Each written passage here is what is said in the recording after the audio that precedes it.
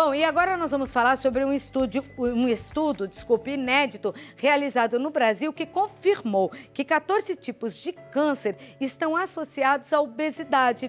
Os estados brasileiros com maior número de pessoas com a doença associada ao excesso de peso foram São Paulo, Rio de Janeiro, Rio Grande do Sul e Mato Grosso do Sul. Essa pesquisa foi realizada pela Universidade de São Paulo, a USP, em parceria com a Universidade de Harvard, nos Estados Unidos, e a Agência Internacional de Pesquisa em Câncer. Eu estou recebendo aqui no programa o cirurgião de fígado e transplante, Dr. Tércio Genzini, para falar um pouco a respeito dessa pesquisa. Seja bem-vindo. Boa tarde, doutor. Tudo bom, Claudete? Muita chuva, né? Muita chuva, mas é uma chuva boa, né? É necessária, não é verdade? É.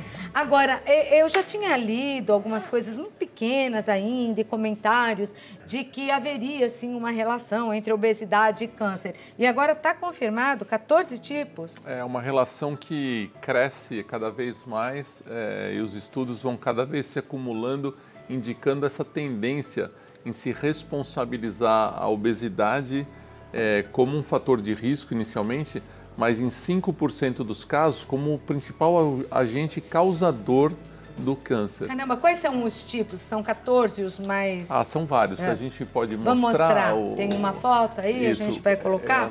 Então, mama! Mama, exatamente. Mama porque o tecido que compõe o tecido gorduroso, a célula chama-se adipócito. Ela é uma célula produtora de hormônios. Ela faz parte do sistema endócrino do corpo. Então, ela altera a produção e o metabolismo de vários tipos de hormônio. E o câncer de mama, por exemplo, ele é hormônio dependente. Tanto que o tratamento do câncer de mama, muitas vezes, é bloquear a produção de alguns hormônios.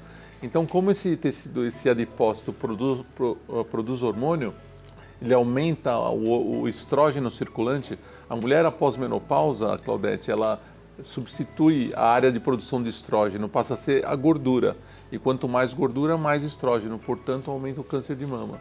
Nossa, então quer dizer, engordar não está com nada, né? Não está com nada. E depois da menopausa a mulher engorda. Depois da menopausa engorda. Assim, em vários aspectos, viu? Porque a obesidade é uma doença sistêmica, quer dizer, ela afeta o corpo inteiro. E por isso ela se relaciona com tantos tipos de câncer. Vamos ver o de cólon também ali. Então, o de cólon porque existe alteração da microbiota intestinal. O paciente obeso, ele tem alteração da população bacteriana e ele tem bactérias que são nocivas ao cólon, bactérias que inflamam o cólon e o reto cronicamente e por isso aparece mais. No útero, o caso é o endométrio, que também tem relação com hormônio. E vários outros. O fígado, por exemplo, nós já conversamos aqui. É a gordura. É a questão da gordura. A gordura que infiltra o fígado e gera aquela doença chamada esteatose, que evolui com esteatopatite, cirrose e câncer. Poxa, muito então, triste a isso. próstata tem relação com hormônios também. O esôfago tem relação com o refluxo. O paciente obeso... Mas muita gente tem refluxo. Muita gente tem refluxo. E o obeso tem mais. É? E o refluxo, novamente, o refluxo ele dá esofagite. As pessoas que têm refluxo e fazem endoscopia, vem no resultado lá esofagite. Esofagite é um fator de risco para câncer de esôfago, então deve ser tratado.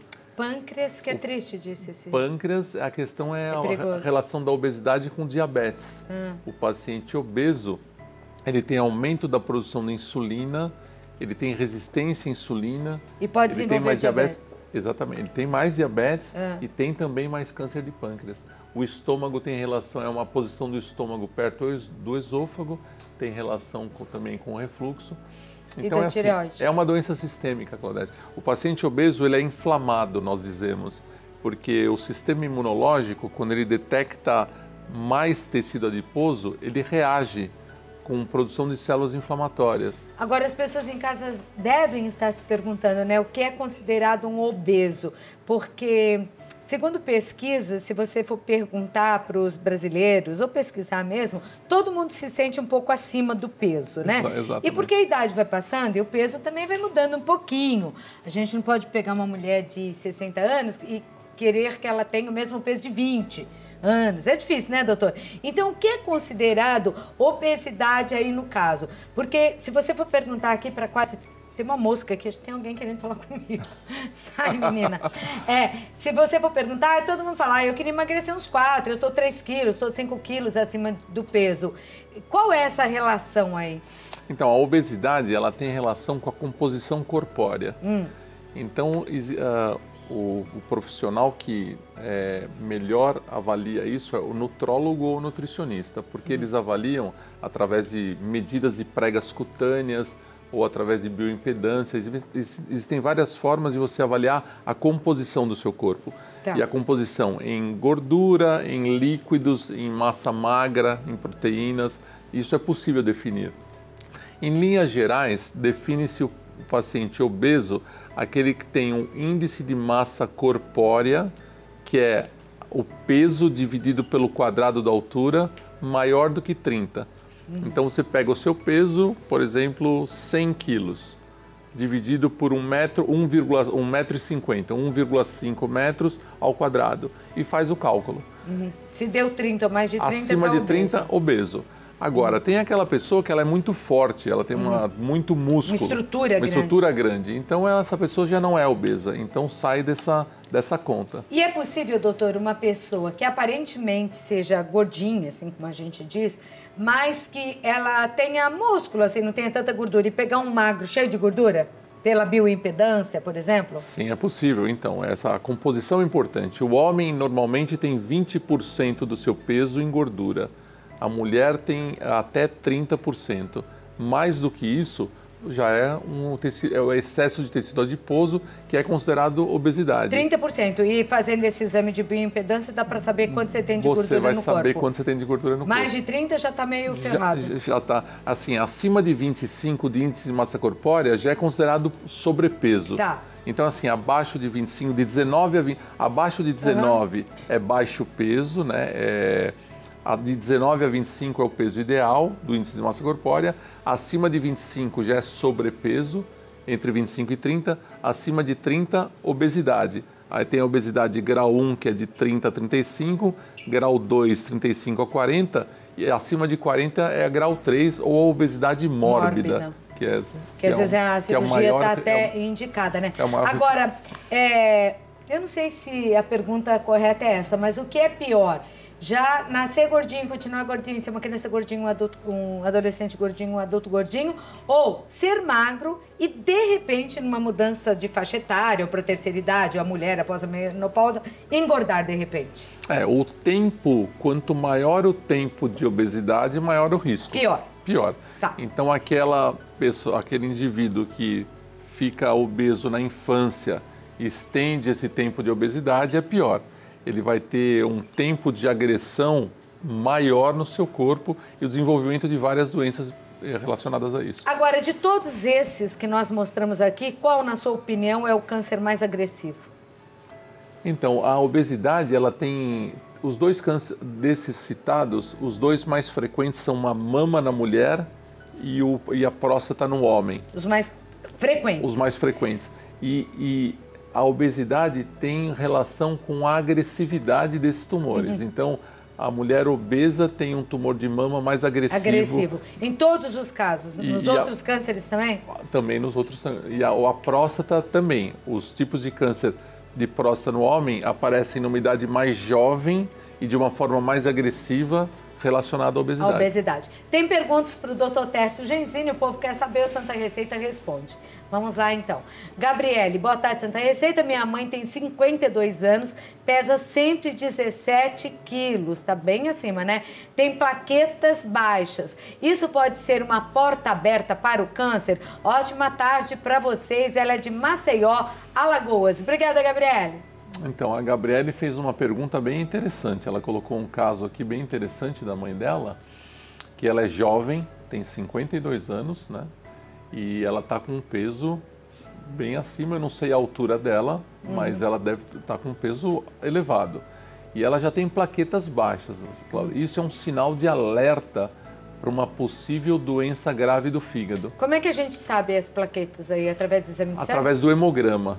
Então ela deve ter visto no hemograma que as plaquetas estão baixas. Estão baixas, estão abaixo da referência. E quando a plaqueta é abaixo da referência, pode atacar o fígado? Pode indicar que ela já tem uma doença avançada do fígado. Ah, é? É, porque a plaqueta baixa é um dos indicadores para o diagnóstico de cirrose hepática. Que não dá só em quem bebe. O doutor já explicou isso várias vezes no programa, que existe até um certo preconceito que não deveria existir. Cirrose não é uma doença só daqueles que bebem muito. A obesidade está se tornando um fator de risco para cirrose maior do que a própria bebida alcoólica. Olha. Então ela tem que procurar um gastroenterologista ou um hepatologista para investigar bem a questão do fígado dela como está. O fígado dela pode ter uma gordura por longo tempo, pode ter evoluído a cirrose, provocando a plaqueta baixa. E a resposta é sim, né? Isso é uma porta aberta para vários tipos de câncer, então, como nós já conversamos aqui. Explique para sua mãe, cuide dela, leve ao médico com urgência. Ó, lembrando que o Dr. Testes já salvou vidas aqui no nosso programa. Isso me enche de orgulho, porque a nossa função maior é isso, né? De uma senhora ouvir a explicação dele, ir no médico e se livrar de um câncer inicial que, se não fosse descoberto, a teria levado nessa vida, né? Isso é muito gratificante, Claudete. Então, cuida da tua mãe. A Rosa Maria, boa tarde, Claudete, gosto muito do seu programa, parabéns. Obrigada, Rosa. Quero saber do doutor o seguinte: já tive câncer de mama em 2007, fiz 6 sessões de quimioterapia, 33 sessões de rádio, tenho 1,60 m e 72 quilos. Corro o risco de reincidência de ter a doença de novo? Obrigada, querida. Querida é você, viu, Rosa? Um beijo. Então, dona Rosa, aqui como o assunto é obesidade, né? Então, a obesidade... Também está acima, né? 1,60 m e 72 então, tá um pouquinho acima. A obesidade, ela tem relação, sim, com reincidência. Mas é assim, eu não ficaria tão alarmada com essa situação. O câncer de mama, ele é o mais frequente em mulher, mas também grande parte dele a maioria é curável, né? Então ela fez a reincidência é grande em casos de câncer de mama, não? Depende do estadio, como ele foi tratado. Se ele foi tratado num estadio inicial, pequenininho, sem gânglios comprometidos, sem a doença disseminada, ele é curado e não volta mais. Tá certo. Então muitas mulheres são curadas disso. Então, o que eu acho que ela deve seguir o seu tratamento oncológico com um oncologista clínico, fazer atividades físicas, evitar ganho de peso, que com isso ela estará ajudando o tratamento oncológico e ajudando a evitar a reincidência do câncer. E até outros, né? Até outros, porque como ela já teve uma vez, se ela desequilibrar o seu hormônio, ela vai correr risco de ter de novo. Então, ela pode evitar isso, evitando o ganho de peso, o ganho de gordura corpórea. Não ganhar peso, fazer exercícios físicos. Vamos à próxima. É Edivânia. Bom, eu vou dar uma boa tarde aqui, que eu não tinha dado ainda, mas... Boa tarde, Santa Receita! Boa tarde! Aí, Edivânia, todos obesos são suscetíveis a desenvolver câncer, mesmo sem ter histórico familiar? Ela é de Ribeirão, Pernambuco. Beijo aí para pernambucano. Então, a Edivânia fez uma pergunta interessante que relaciona-se ao estudo que você comentou, né, da USP em associação com Harvard. É assim, 10 a 15% dos cânceres têm relação com o histórico familiar, que tem uma relação genética. A obesidade, em 5% das vezes, ela está sendo um fator isolado no desenvolvimento. Então, portanto, o obeso tem sim uma predisposição, mesmo sem histórico familiar. Poxa, isso é bem... É bem interessante. É muito interessante. Em 5% das vezes. 30% dos cânceres têm... Esse fator genético. Relação ambiental. Tá. 10 a 15% fator genético. E 5% agora, conforme esse estudo, tem uma relação com... E quanto o fator ambiental? Quanto? 30%. É bastante. É bastante. É quando a pessoa, né? Se expõe, fuma, exatamente. Por exemplo, e outras coisas. Se expõe a vários fatores de risco. Tá. Vamos à próxima, então. É a Selma. Oi, Selma. Fiz colonoscopia e deu pólipo e a biópsia foi de grau alto. A obesidade pode fazer surgir pólipos também? Ou mais? É a Selma de São Paulo, quem quer saber. Então, Selma... Ali tinha o de intestino? Não, né? Tinha. Tem do cólon e do reto, do cólon e do reto, é verdade. Sim. Então, sim, a obesidade pode alterar a flora intestinal e pode, com isso, provocar inflamações no cólon e podem surgir os pólipos, que são a origem do câncer de cólon, né? Por isso que ela fez a colonoscopia como um método preventivo, é o melhor método de se prevenir o câncer de cólon. Todas as pessoas acima de 50 anos de idade devem fazer colonoscopia, mesmo sem histórico familiar. Então ela já fez, deu um pólipo, certamente esse pólipo foi retirado. E ela fala de alto grau, deve ser displasia de alto grau. Isso indica que ela, num período breve, deve repetir a colonoscopia, porque a displasia de alto grau tem que ser olhada já como uma lesão predisponente ao câncer, uma lesão, um pólipo que estava se transformando no câncer. Então, que é o único prevenível, né? Exatamente, deve ser olhado com muito cuidado. Isso é a base do pólipo. O patologista deve olhar se a base foi bem retirada, se as margens estavam livres e repetir brevemente o exame. E sim, cuidar para não ganhar peso, porque em todos os casos, todas as perguntas nós vamos terminar com a mesma resposta. Vamos cuidar para não ganhar. Porque pode também, é que o público está perguntando. Exatamente. Pode. E sim. O doutor está sendo bem sincero. Doutor, quais as suas recomendações finais, então? É não engordar, mas fazer o que para não engordar, doutor? Quase tudo engorda, né? Então, aqui as cidades citadas são as cidades de maior sedentarismo. Então, onde tem mais sedentarismo... São Paulo, Rio de Janeiro, Mato Grosso. Exatamente. Né? Então, onde tem mais sedentarismo, tem mais obesidade.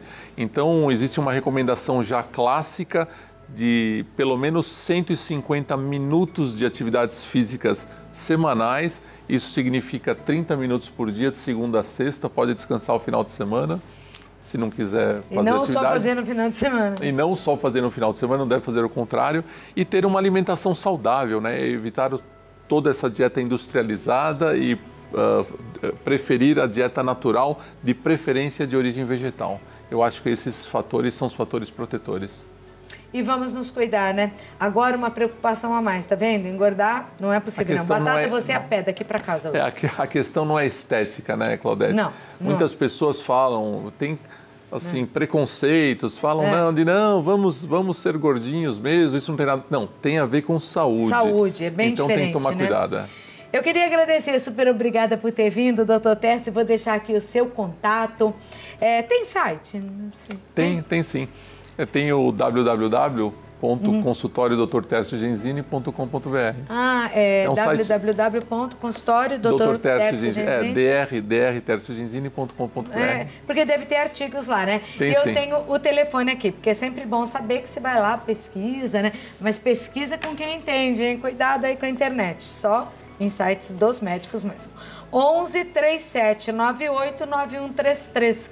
11 37 98 9133. Eu agradeço muito sua participação no programa. Eu sei que a sua agenda médica é cheia e eu fico até sem graça, né? De forma porque alguma. É longe para vir de São Paulo aqui e voltar no mesmo dia, fechar a agenda. Mas muito obrigada, viu, doutor? É um prazer, Claudete. Obrigado pelo convite. Eu sei que porque é um médico muito bom e que tem o prazer de informar pela TV, porque a informação mais rápida que tem é essa daqui. Tem lugar no Brasil que nem o médico passa uma vez por mês, não chega a revista, não chega informação assim. E uma informação salva vidas, né? Isso é muito importante.